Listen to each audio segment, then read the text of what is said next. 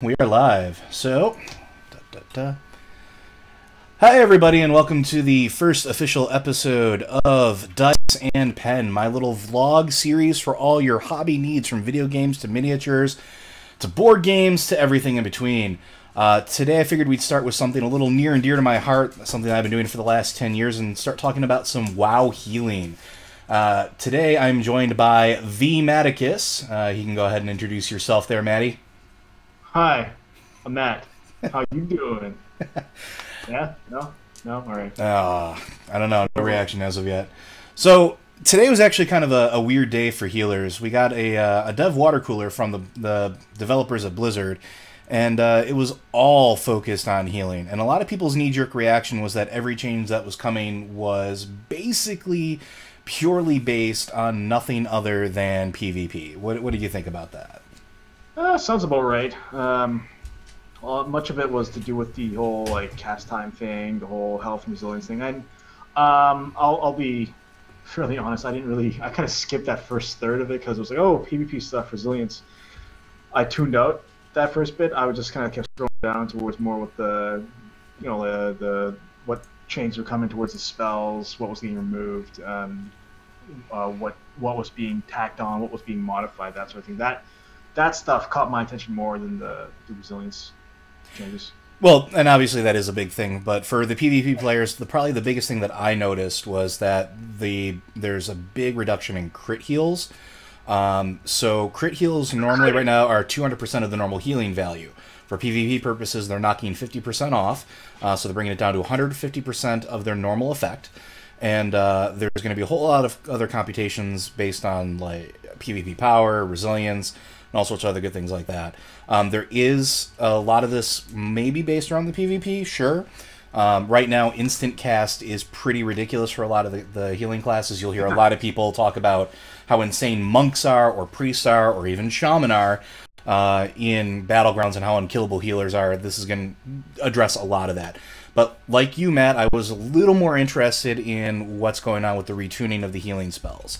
So let's talk about the adding of the cast times, because that seemed to be a big concern, especially of your fellow priests out there. So what do you think about that? The addition of the 1.5 second casting time on quite a number of your spells, actually. Yeah, 3 of them are level 90 talents. So Cascade, Halo, Divine Star, each hit with a 1.5 second cast. Our bread and butter, well, our bacon, prayer of mending actually, got hit with that as well, and I was actually quite blown away by that particular one. I can see it coming to the level 90 talents, because they're level 90 talents, they're quite potent. But to hit prayer of mending, I felt was a bit much. But I guess from a PvP perspective, I can see why that spell was nerfed because of how it works and all that stuff. But even so, I was still quite surprised by it. I'm hoping, it's very early. There's not even an alpha yet, to my knowledge. So I'm hoping at least that one gets reverted. Praying, actually, but I can see the other 3 spells getting hit with it. Well, and that's definitely kind of a point there, right? Like, I don't play a healing class that has a whole lot of instant casts. Right. I have 1 instant cast spell, and then 1 I can use every 2 minutes. So, right. Welcome to my wheelhouse, ladies and gentlemen, all the other healers out there. Exactly. And as a priest, I can't really, we don't really compete. I know for sure I can't really compete with you that much unless I was dropping shields like crazy. But even then, if I was playing Holy or whatever, I'm using a lot of these spells. And we need a little help right now. So I'm hoping that there is some more help along the way later. So there seems like a lot of this is based around retuning, right? Now, I know that there's a lot of fights that right now healers are preferred to, like Thok. Either you want a Resto Shaman to kind of bully through it with their mastery, or you want a whole ton of Paladins so you can roll a whole bunch of Divine Auras. I think it's Divine Auras, yeah. So what do you think about that? Do you think this is going to have a positive or negative effect on how things are balanced out with just the addition of those small cast times? It's really going to depend on what the future encounters look like. If this was going live right now, we would have a much harder time on Thok. But if there are no Thok-like encounters in the future, it's kind of moot, right? Like, a lot of we're basically given the tools here to solve and build whatever's coming our way next. So if they don't give us these kinds of problems like fast interrupts or silences or any of that sort of thing, then hey, you know.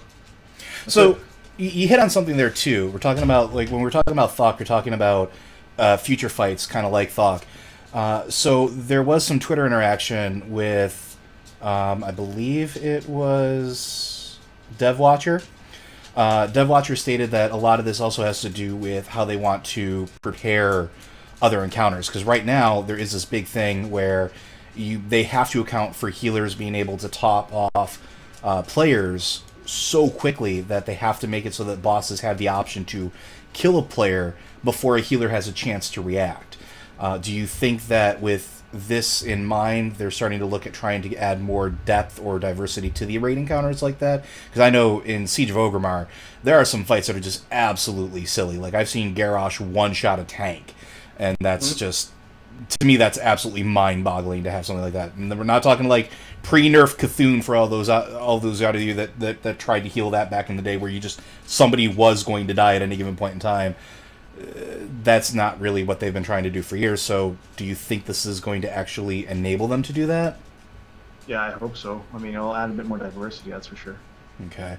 Now, there were two other parts to that, right? The other one was smart heals, and I know this does kind of affect you as well a little bit, maybe not so much as me. So they're reducing the intelligence, more or less, of the smart heal, where it's no longer going to bounce towards the most injured player in range, but a injured player in range. How do you think that's going to play out? I call it dumb healing.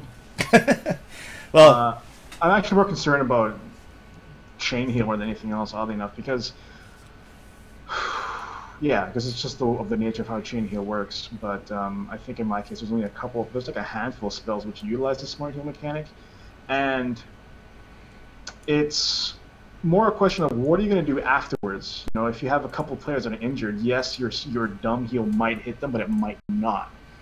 So you have to queue up and prepare another heal following it, just in case the one person that you wanted to heal didn't get affected by your chain heal, for example. Like, you have to queue up a greater healing wave on me in case your chain heal just didn't hit me. Even if I was the most wounded, it would hit, you know, some other player who had 90% health or something, and it skipped over me, who's like just barely hanging on for dear life, right? You would have to have a nature, swiftness, something to cover me, otherwise I'm gone.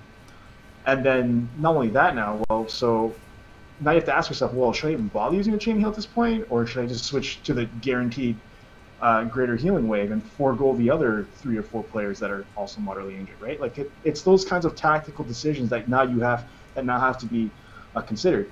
And there's an element of RNG here, and I actually wrote a bit about this on my blog earlier about decision making. And you know, I don't like making those kinds of decisions because we do enough of those as it stands outside of our healing spells. We have to deal with the encounter mechanics. We have to figure out, well, who are we going to dispel first? Is there any kind of interrupt that we need to lock down? Is there what kind of meteors are coming in that we have to step out of? Should I eat the incoming 5,000 damage, or should I just heal through it or dodge it or whatever, right? So now it's just an extra element of choice that I just frankly don't think is necessary, and it's just an extra level of stress that we just simply don't need. So it's either my AoE heal did the job and I was lucky enough to heal you who needed it, or it didn't, and not to spend an extra 1.5 seconds on top of what I've already done to make sure that you are going to survive. So for me, this was kind of interesting because I'm really intrigued in how they're going to adjust the intelligence, and like you said, it's specifically of Chain Heal. Chain Heal is kind of the bread and butter spell, even to this day with all the other spells that have been added. Basically, it's one of those ones that every shaman, every fight, every parse, there's a very good, healthy percentage of their heals that winds up being Chain Heal. So it's going to be very intriguing to see how they adjust the intelligence. Now, it's also very interesting to me because I'm sure anybody who follows me on Twitter has noticed that I've ranted ad nauseum about the Galacrus fight and how Chain Heal interacts with the NPCs. The NPCs tend to soak the Chain Heals, especially at least on a 10-man raid, more than actual players because their health percentages are so their health pools are so much higher that the percentages when they get low, it's so skewed that chain heal becomes almost a detriment in some of those cases. There's it was a very interesting problem because there was actually a few fights where I've lost a tank or lost a raider because chain heal was going out instead of a more directed heal, and it hit a Sun Reaver sentry instead. So I didn't actually realize chain heal hit those ads. It does. It does. It's really odd. Okay. I am responsible for healing all Sun Reaver sentry totems. This is yeah. So it kind of is interesting to me because fights like that really show that you can still use chain heal in certain circumstances, but you do have to be smarter about it, where you're placing it, who you're targeting, things like that. And I think that is going to come into play a little bit more. So Shaman who have been dealing with that, they will possibly be already used to that. But I think it will have a higher impact on 25-man raids than 10-man raids after that change goes out, and also depending on how it interacts with player pets, because player pets have always been an issue with smart heals as well. Now, there was another thing on here that wasn't exactly in the dev water code, but it was earlier in the week on Twitter. I don't know if you saw that, where they were talking about removing raid cooldowns from healers and just raid cooldowns in general. I didn't get the full picture of it though, but I know that there are a lot of things that are being cut out. I'm guessing like power infusion or little personal, like the 2 minutes or whatever, 3 minutes. 3-minute cooldowns, I think. Yeah, stuff like that. I'm going to be interested in that because they also hinted in the dev water cooler about eliminating clutter and eliminating spells. Like, right. For me, they're getting rid of Healing Wave, which I kind of understand. Healing Wave is the medium spell. It's mana efficient, but it's also not really such a big spell that, you know, it makes such a huge difference. And to be perfectly honest, in Siege of Orgrimmar, I don't know when the last time I used the damn spell was. I'm pretty sure I'm the only one that's actually been using my version of Healing Wave, my heal. Mm-hmm. Like, I run out of mana so damn much. So, I don't know how that's going to work, but I know that they are going to be removing at least some of the more useless spells, and they wanted to focus more on basically integrating with what we have and trying to make them more healer decisions. Again, kind of like what they tried in Kata and failed. So what do you think about all that? Like I said, I think there's simply too many decisions being made right now that they want to do, and it's going to get to the point where I'm predicting that healing is going to be unattractive for people who want to be a healer. Do you really think it's going to be that big of a deterrent? Maybe. I would not be surprised if it ends up being that way, because now you're shifting more responsibility to all this other stuff. You know, there's a lot more conditional stuff. Like when we went back to the whole smart healing thing, right? If smart healing spells aren't going to go after the most injured player, you do. You are the one that's going to have to go after the most injured player. And it can get pretty overwhelming. You are a healer. You and I have healed for a very, very long time. So we are used to the stress and the pressure that comes with the role. But I imagine that many people who are coming into this role for the first time, or from a more casual perspective, by casual I mean inexperienced or whatever, are going to have a much more difficult time and are just going to get overwhelmed by all the stuff that they have to do. And luckily, like, it's being rebalanced because there's more. The spells are being condensed, but I think the difficulty now has gone from what spell to use to who should I use the spells that I have available on. But so just kind of shifted a bit, right? Well, and that's sort of interesting. And just to refresh my memory, when did you start healing again? What era? Vanilla, late vanilla. Because that is a skill set that is very reminiscent of classic vanilla WoW and Burning Crusade, where it was not just what spell to use, but who to use it on. There was a lot of that back then.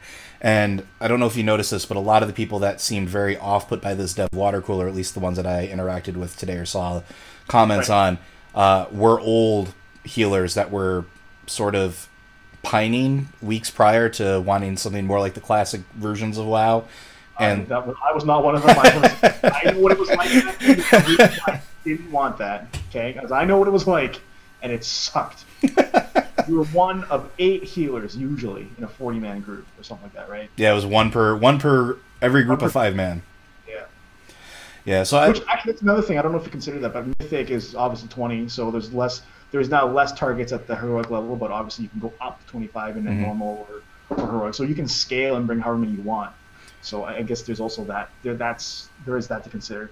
Well, I feel like a lot of people that are whining, complaining, discussing whatever are forgetting the fact that the raid dynamics are changing, and these changes are meant for that environment, and they're applying future human mechanics to current content and current systems, which is obviously not the right way to go. see, and I think you hit on a very important point there, and that's one thing that a lot of people have been talking about, or not necessarily confused about, but I don't know, have sort of seemed to forget recently. But it was one of the most exciting things, and one that got a lot of buzz during this past year's BlizzCon, was that new variable raid size. And with Flex Mode becoming the new normal mode, with the possibility of it being able to go up to 30 players, which is still on the table, they haven't said that it's not that it's not going to happen. But with it being variable from 10 to 25 at this point for sure, Yep. you have such a variable range that they have to start taking that into account. Yes. Now with the new Mythic rating, which is beyond heroic, we're talking like that upper echelon of rating with the new Hardcore. it's the hardcore rating. It's that super, beat your face against the encounter till it either dies or you die type fight. Right. Those dynamics are going to be completely different too. And I think this also speaks to that, because they don't just want to ramp up damage, or at least this is my assumption, and please excuse me if I'm wrong. If anybody's knows anything better than this, I apologize.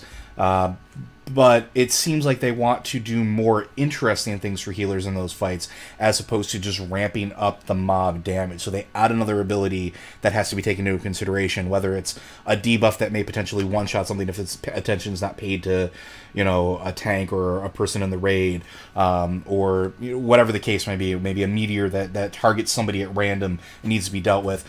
There are...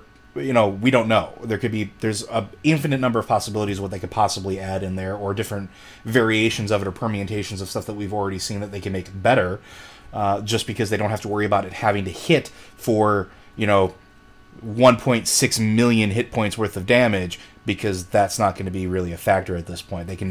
It seems like they don't have to contend with that, so it lets them do more. Do you agree with that? Yeah, it sounds about right. I mean, I can see them going that route. It's something that they've been wanting to do for a long time.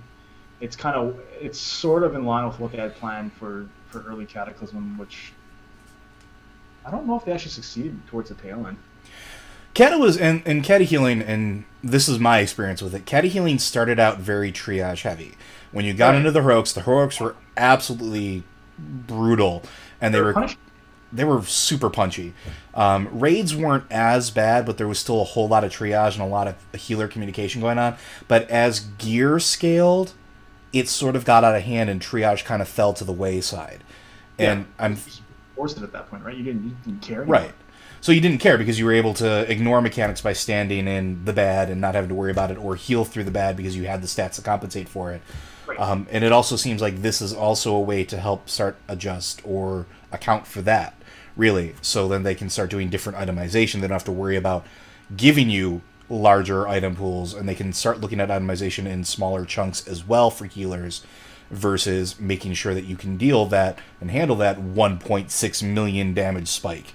So I think that, and I know there was mention about that too, is they want to see healing kind of sort of scale slower or smaller than it has in the past.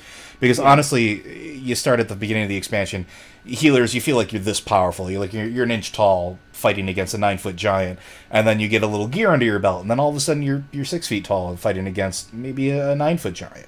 And then by the end of the expansion, like right now in Siege, I can solo heal heroic Thok. That shouldn't be something that I can do, at least in my opinion. That's just silly.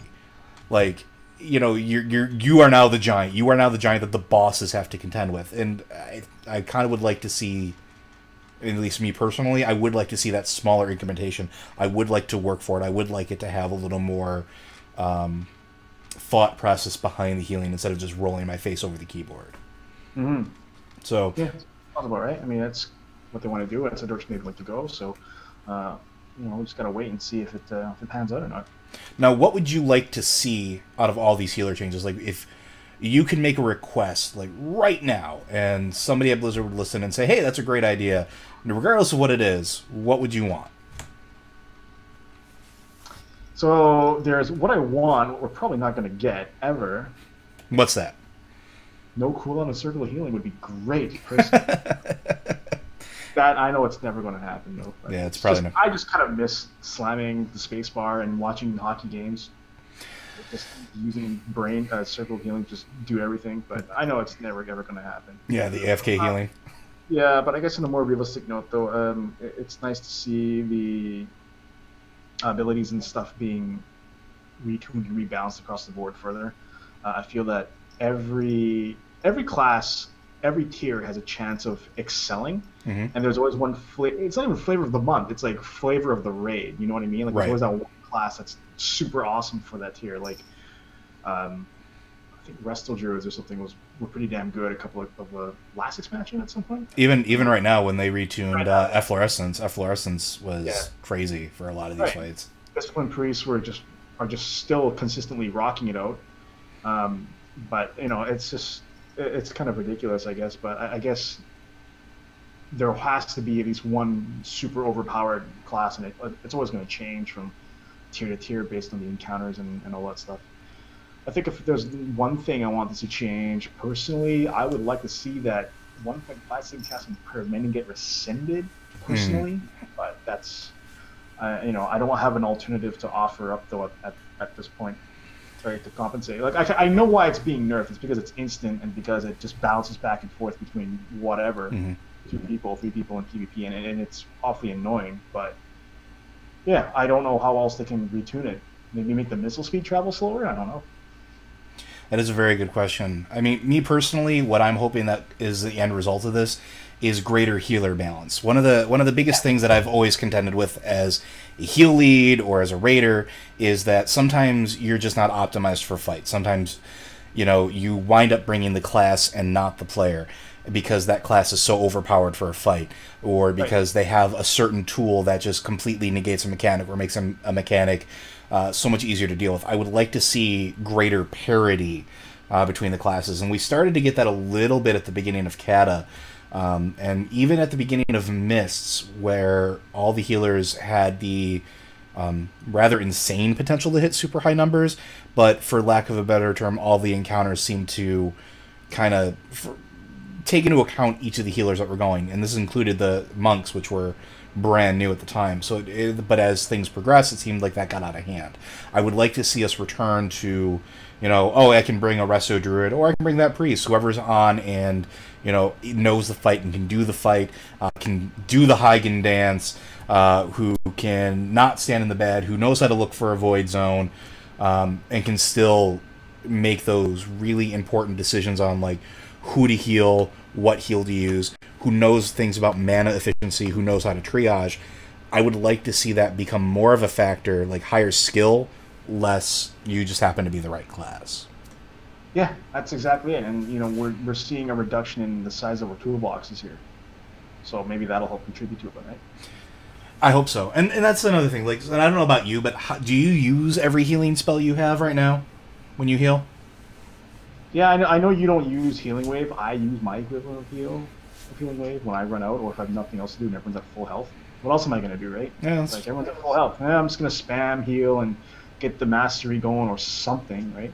Or you know, you can go smite. Or smite, yeah, if that's available, yeah. I think I like to think I use probably 90% of the spells like that I have. Leap of Faith is obviously very situational. All these other spells that are they're gimmicky, more, you know, what's going on based. You're not going to use the spell all the time, are you? There's nothing to remove. So, you know, last expansion they reworked how buffs and debuffs were working. Now it looks like we're hitting another, I guess, evolution where our healing spells and stuff are going to get modified here. Well, and I don't, like I said, I don't use my healing wave, and there are certain spells that I just don't wind up using on certain fights. Yeah, there's no point for you. Absolutely. Right, so there's certain things that, like, with my toolkit shrinking ever so slightly, I'm okay with that. As long as Spirit Link Totem doesn't get cut, I'm fine. I fought way too damn hard for that spell to be put back into the game. I don't want it to see it go away. This is for you guys at Blizzard. Please do not take away my Spirit Link Totem. Please. But, yeah, I don't know. We're at this weird balancing point. And for anybody else who's watching this video, I guess what my takeaway, or what I hope your takeaway is from this, is that don't freak out yet. Don't look at those 1.5-second cast times and freak. Don't look at the removal of certain spells and, lose it right away. Bear in mind that there's going to be new balancing, there's going to be new encounters, there's going to be new raid mechanics. It's going to be a whole new ball game when Warlords of Draenor come out. So wait till we have a little more information to judge. And, yeah. I mean, at least that's the way I see it. Yeah. Wait for the beta. Wait for the beta. How it plays out. Yeah. So that's about all I have. I just wanted to kind of touch base with another fellow healer, one that I know I've been in the trenches with multiple times, and get your thoughts on some of this. Do you have anything else you want to add there, Matt? No, I think we just covered most of the changes. I don't know if we covered just about everything. Mana regeneration is going to go up apparently, but mana regeneration. So nothing much to add. That's nice, but I can't think of anything else that I want to say right now about it. We have to get our hands on a test build or something and just kind of fiddle with it. So I'm just going to throw that out there. Blizz, if any of you happen across this video, by all means, Matt and I, we're more than happy to test this out for you. If a beta or an alpha or something happened to pop up in our inboxes or on our accounts, we'll be more than happy to give you guys feedback and help you balance stuff out. We've done it before, and we'll offer you the service free of charge. At least I will. We'll stress test the hell out of it. I will spend countless hours testing this for you. Yeah. All right, so that's all we have for tonight. Thank you very much, Matt, for joining me on the inaugural episode of Dice and Pen. For everybody that came out for the live stream, thank you very much. And for everybody else who's catching this video, if you happen to like it, hit the like button, hit subscribe. There'll be many more videos and vlogs, possibly rants if I get really, really salty. You never know. It's happened before. It'll probably happen again, as well as other videos. So hopefully you'll find something that you enjoy. So thanks, everybody. Oh. Yeah, well, obviously. And so, Matt, why don't you tell everybody where we can find you? And, yeah, basically where we can find you. You can find my blog on the internet, worldofmatticus.com. It's been around for a long time. Holy crap, it's been like 7 years. Yeah, worldofmatticus.com. You can find me on Twitter also under @Matticus. That's 2 T's, Matticus. And feel free to say hi. I don't bite. Joe can attest to this. He doesn't. He really doesn't. He's way too Canadian to bite. Yes, very true. Yeah. So I will have links in the description below for Matt's blog and Twitter handle. So feel free to stop by, say hi to him, leave some comments, and I'll have links to my Twitter on there as well. So yeah, please feel free to stop by. So thanks, everybody.